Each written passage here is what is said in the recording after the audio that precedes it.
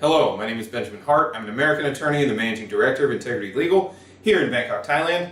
One issue that we've discussed previously are audited financial statements for corporate entities here in the Kingdom, specifically limited companies. It is a requirement when maintaining a limited company in the Kingdom of Thailand that one maintain yearly audited financial statements in order to provide information regarding the financial status of the company for the given fiscal year. I urge those who are interested in that information specifically to go ahead and check out our other video on that topic specifically here on this channel. But with respect to, there's another type of audited financial statement that happens biannual, or I should say semi-annually, and that's the semi-annual audit. It's like an instrument of audit that happens at the 6-month mark for the given fiscal year of the corporate entity. This was rolled out in, I believe, the opposite government here in Thailand, so it's relatively new compared to certain other corporate and financial instruments and procedures here in Thailand.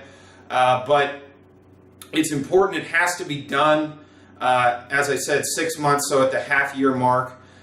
It's required generally that an accountant go ahead and have a look at the company's finances and go ahead and file a statement with the Revenue Department here in the Kingdom of Thailand. Some things to keep in mind with respect to semi-annual audited financial statements. In the past, first of all, they're not as serious or in-depth as the yearly audit. And generally, they're going to cost less in terms of administrative fees to go ahead and deal with them. But it's been my experience now that sometimes immigration officers, in connection with business visa and work permit applications, certain officers associated with that process sometimes want to see these now.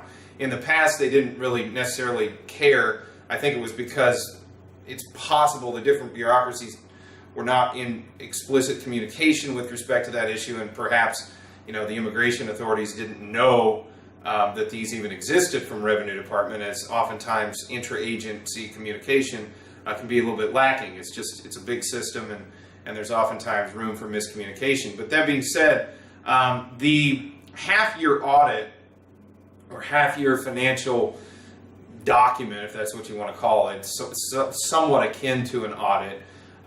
It has to be done, again, 6 months into the fiscal year. It generally provides something of a framework by which the yearly financial audit is going to be sort of measured against. So whatever is sort of on the 6-month audit, you're then going to see that a lot of that information reflected in the yearly audited financial statement.